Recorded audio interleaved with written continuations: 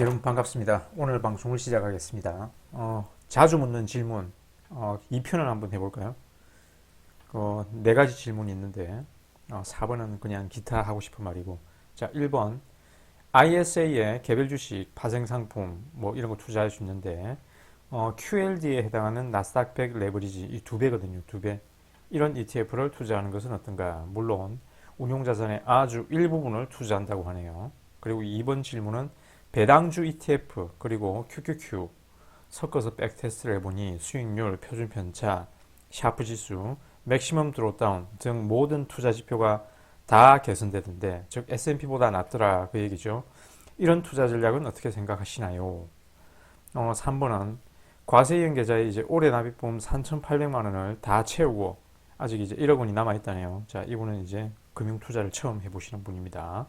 그래서 1억 원 남은 것을 미국 직투 S&P 500에 투자하고자 하는데 한 번에 매수할까요? 분할 매수할까요? 자, 뭐 여러 번 받는 질문이지만 또 이 초보들인가 보네요. 그죠? 이 바닥에 이제 막 들어온 사람들인가 봐요.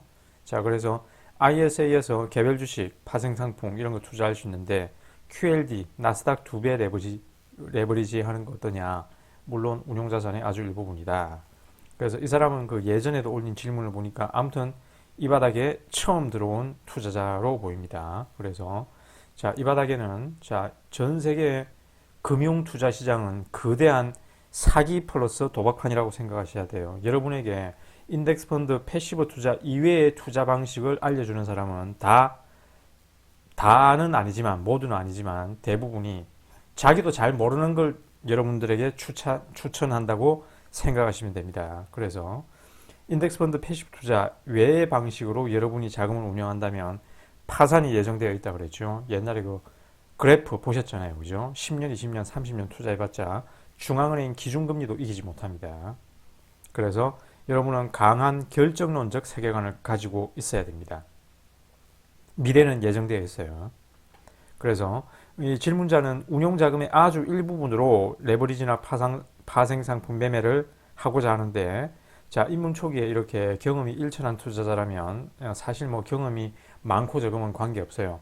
이렇게 도박성 매매를 하다 보면 여러분의 투자 자금 대부분이 저런 단기 매매성 트레이딩 자금으로 다 흘러가고 있다. 즉 레버리지로 1억 원이 있으면 처음에 100만 원, 1000만 원 해보다가 나중에는 1억 원 다 넣게 됩니다. 이런 사람 여러 명 봤습니다. 레버리지 하는 사람들의 대부분이 이런 경로를 다 걸어갑니다.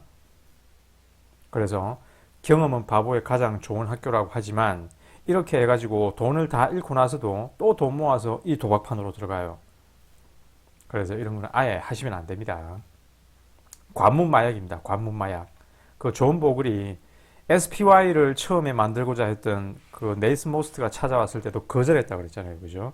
그런 SPY ETF, 장중에 이렇게 실시간으로 매매가 가능한 그런 인덱스 펀드 ETF도 관문 마약이라고 했거든요. 하물며 이런 레버리지를 추천하진 않겠죠. 아무튼 관문 마약이고 도박이다. 여러분은 반드시 돈을 잃게 된다. 자, 이렇게 레버리지 투자해가지고 부자 된 사람은 미국에도 없고 한국에도 없습니다. 그리고 1년, 2년, 뭐 10년 이렇게 레버리지 투자해가지고 수익 인정하는 것은 아무런 의미가 없다고 그랬죠. 그 다음 해 바로 손실나고 파산할 수도 있습니다.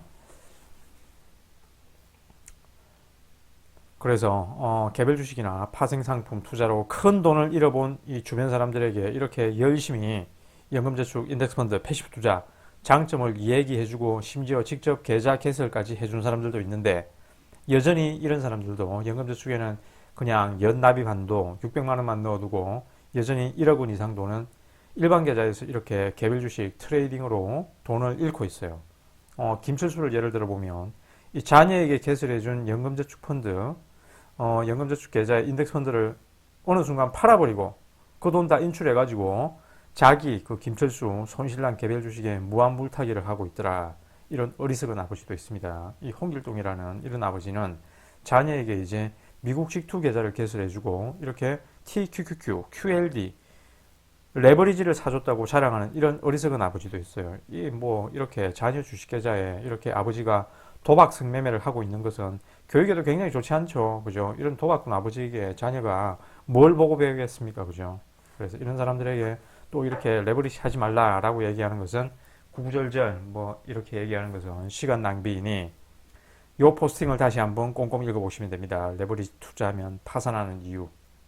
자, 그래서 여러분은 이제 평생에 걸쳐서 이렇게 자산을 운용해야 되잖아요. 그죠? 그래서 거기에 플러스 또 이렇게 운용한 자산을 여러분의 후손들에게 물려줘가지고 후손들도 이 자산을 넘겨받아서 세대를 이어받아 이렇게 100년, 200년 이렇게 자산을 운용해야 하는데 이런 단거리 전력 질주 방식의 이런 레버리지, 개별 종목 이런 매매는 전적으로 운에 맡기는 도박이라 그랬잖아요. 그죠? 그렇게 후손들에게 이렇게 도박으로 인생을 설계해라라는 유언을 남겨주면 안 되겠죠.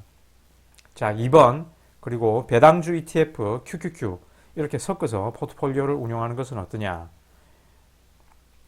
자, 역시 여러 번 얘기했지만 자, 이렇게 투자 전략을 만들어내는 사람들도 자기 투자 전략 장기간 실천하는 사람 아무도 없다 그랬죠. 그래서 이런 투자 전략을 남들에게 추천해주면서 투자 강연하고 책 쓰고 그래서 책팔이, 강연팔이로 사업소득을 올린다 그랬잖아요. 그죠? 그래, 이런 투자 전략 아무런 의미가 없습니다. 여러분도 한 몇 달 해보시면 알아요. 자, 무려 이렇게 노벨상 수상자 해리 마코비츠 그리고 유진 파마도 자신에게 노벨상 안겨준 이 이론을 실천 못하고 엉뚱한 투자를 했다 그랬잖아요. 그죠? 유진 파마 같은 경우에는 소형주 위주의 액티브 펀드를 운영했고 해리 마코비츠도 그 포트폴리오 선택 이론 자기의 그 퇴직금 운용에도 써먹지 못했잖아요. 그죠? 하물며 이런 듣보잡 유튜브 말할 필요도 없겠죠. 그래서 이렇게 이 두 사람도 자기 이론 실천 못하고 이런 액티브 운용하다가 현실의 투자는 결국 실패로 귀결됐습니다. 예, 실패란 이제 인덱스 펀드 수익률을 못 이겼다 이거예요. 그죠? 그래서 이렇게 배당주 ETF 이런 게 이제 스마트 베타라 그랬는데 이 윌리엄 샤프가 스마트 베타 구역질이 난다라고 했잖아요. 그죠? 그래서 이렇게 스마트 베타를 들을 때면 나는 구역질을 느낀다. 이 노벨상 수상자 윌리엄 샤프가 한 얘기예요. 그죠? 그래서 쭉 읽어보시면 자, 스마트 베타는 멍청이들이나 하는 투자다. 그 주식 종목의 가중치를 두는 이 인덱스 펀드 시총가 중에 인덱스 펀드보다 뛰어난 성과를 낸 게 아무것도 없습니다. 그래서 이렇게 새로운 패러다임이라고 했지만 아무튼 이런 것들은 제 표현으로는 일종의 사기다, 사기. 그래서 시장에 맞서 거액을 투자한다는 것은 위험한 일이다. 위험한 일이다. 이런 투자 전략 만든 사람도 자기 투자 전략 실천 안 해요. 그래서 한번 쭉 읽어보시고 더 자세히 보고 싶으면 역시 요 포스팅을 보시고 자, 그래서 투자 전략이 만들어내는 이런 백테스팅 수익률 아무런 쓸모가 없다 그랬죠. 그죠? 자, 백테스팅 수익률이라는 것은 이미 결과를 알고 어떤 팩트를 만들어 가지고 시뮬레이션을 돌리기 때문에 그 만드는 사람의 의도에 따라서 얼마든지 인덱스 펀드 수익률을 초과하는 수익률을 만들어내는 것은 어려운 일이 전혀 아니에요. 그죠? 그래서 여러분도 만들 수 있습니다. 예전에 제가 알고리즘 트레이딩 할 때는 CAGR 60%짜리도 금방 만들어요. 인터넷에 떠돌아다니는 그런 투자 전략 몇 개 뺏겨가지고 팩트만 약간 미세 조정하면 여러분도 금방 CAGR 50% 되는 그런 투자 전략을 만들어낼 수 있다. 그래서 리차드 번스타인이 이런 투자 전략 X를 한번 만들어 봤다 그랬잖아요. 그죠? 자, 13년 동안 이 투자 전략 X는 S&P 500을 2배로 이겼어요. 2배를. 연평균 수익률로. 자, 그래서 이렇게 쭉 보시면 연평균 수익률로 S&P를 2배나 이겼다. 13년 동안 연평균 수익률이 33.3%네요. 자, 이렇게 이 리차드 번스타인은 월스트리트에서 경력도 화려합니다. 그죠? 이런 사람이 여러분에게 자, 자기가 만든 이 투자 전략에 돈을 투자하라 그러면 여러분은 깜빡 속고 여기에다가 돈을 투자하겠죠. 그죠? 그래서 이 투자 전략을 랜덤이라고 이름을 붙였는데 자, 어떻게 이 투자 전략을 만들었을까요? 이 책을 보시면 정말 아무렇게나 만듭니다. 아무렇게나. 아무런 논리적 이유도 없어요. 그리고 이런 투자 전략을 만들기 위해서 무려 수백 개의 이런 백테스트 전략을 또 만들고 나머지는 다 실패하고 이거 한 개만 건져설 수도 있겠죠. 그래서 저렇게 투자 전략 만드는 게 아무런 의미가 없다. 인덱스 펀드 수익률을 장기간 이기지 못한다. 그래서 이렇게 투자 성공파리들, 저런 부자 성공파리들 이야기, 그런 투자 강연 쫓아다니시면 안 돼요. 여러분들 투자에 아무런 도움이 되지 않는다. 그럴 시간에 낮잠이나 자는 게 낫다. 그래서 요 포스팅을 또 한번 읽어보시면 됩니다.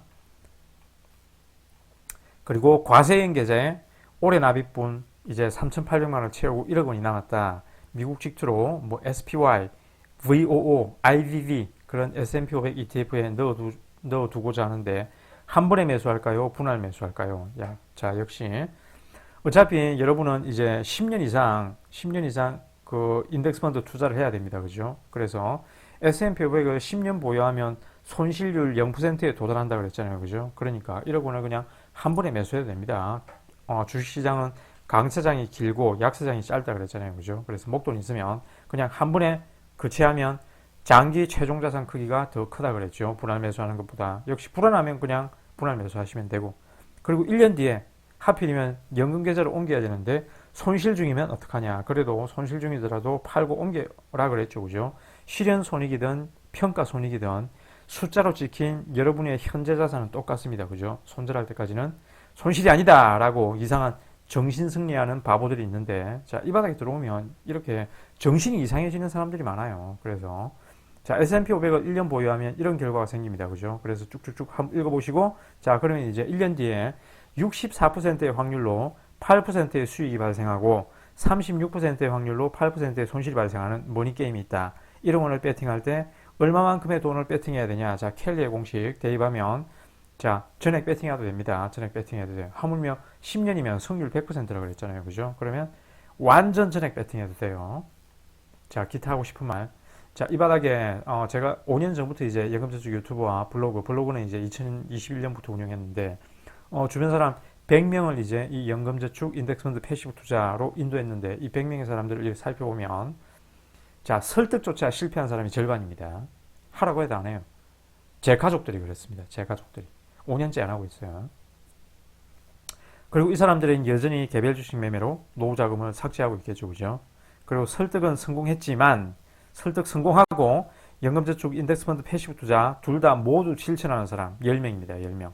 한 10%만 성공했다. 그리고 설득은 성공했지만 연금저축 인덱스펀드 패시브 투자는 아주 일부만 실천하고 푼돈만 여기에 집어넣고 여전히 90% 이상의 큰 돈은 일반 주식 계좌에서 개별적으로 운영하는 사람들이 40명이다. 40%다. 자, 이번 같이 이렇게 아주 실천을 열심히 하고 있는 사람은 성별을 따져보면 남자는 2명이고 여자는 8명이더라. 역시 여자분들이 이렇게 인덱스 펀드 패시브 투자를 잘 실천을 해요. 자, 이런 사람들은 회사 일도 바쁘고 또 집에 퇴근해서도 또 가정주부로서 또 가정일이 바빠가지고 가사일이 바빠가지고 이렇게 주식 공부할 시간이 없어요. 그래서 제일 쓸모없는 공부가 주식 공부라 그랬죠. 제일 쓸모없는 게 그 투자 강연 열심히 쫓아다니는 거예요. 자, 그런데 갈 시간에 그냥 낮잠이나 자거나 운동을 하거나 하는 게 여러분의 인생에 도움이 된다. 그래서 과세형 계좌에서 인덱스펀드 패시브 투자는 아주 이렇게 종교적 신념이 있어야 된다 그랬죠. 안 그러면 계속 이렇게 주변에 누가 엔비디아로 돈 벌었더라, 코인으로 돈 벌었더라 라고 하면 그런 말에 계속 휩쓸려 가지고 그런 도박판으로 들어가게 됩니다. 그래서 1976년에 존 보글이 이렇게 인덱스펀드를 개발했지만 존 보글의 유지대로 이렇게 인덱스펀드 패시브 투자를 투자기간 내내 실천하는 사람은 2%도 되지 않는다 그랬죠. 401k 밀리네이어가 피델리티에서 401k 잔고 100만 달러 이상 되는 사람이 약 40만 명으로 총가입자의 2% 정도에 불과하다 그랬죠. 그리고 쭉 읽어보시면 아무튼 S&P 500에 인덱스펀드에 투자하는 사람들은 아주 소수다. 소수. 약 3.95% 정도밖에 안 된다. 그리고 이렇게 패시브 펀드를 보유하는 기간도 18개월 정도밖에 안 돼요. 그리고 이것도 뮤추얼 펀드 형식입니다. ETF는 평균 보유 기간이 5개월밖에 안 된다 그랬죠. 그래서 존 보글이 SPY를 관문 마약이라고 했어요. 아무튼 S&P 500 ETF에 투자하는 사람들은 S&P 500 수익률에 4%포인트 못 미치는 수익률을 거둔다 그랬죠. 자, SPY 수익률이 10%라 그러면 SPY에 투자하는 사람들은 약 6% 수익률만 거둔다 그 얘기입니다. 그 이유는 계속 이렇게 마켓 타이밍을 노려가지고 매매를 자주 한다 그랬죠. 그죠? 이렇게 인덱스 펀드 ETF 이렇게 장기 보유하는 것도 굉장히 어렵습니다. 자꾸 이렇게 시장의 소음에 휩쓸리기 때문에. 그리고 이 존 보글의 Common Sense Investing 그 서문 천무리에 나오는 말이거든요. 자, 여러분이 주식시장에서 정당한 수익률을 확보하는 유일한 방법입니다.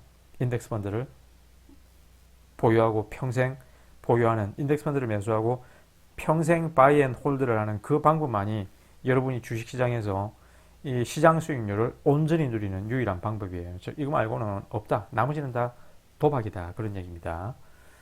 이상 오늘의 방송을 마치겠습니다. 시청해 주셔서 감사합니다.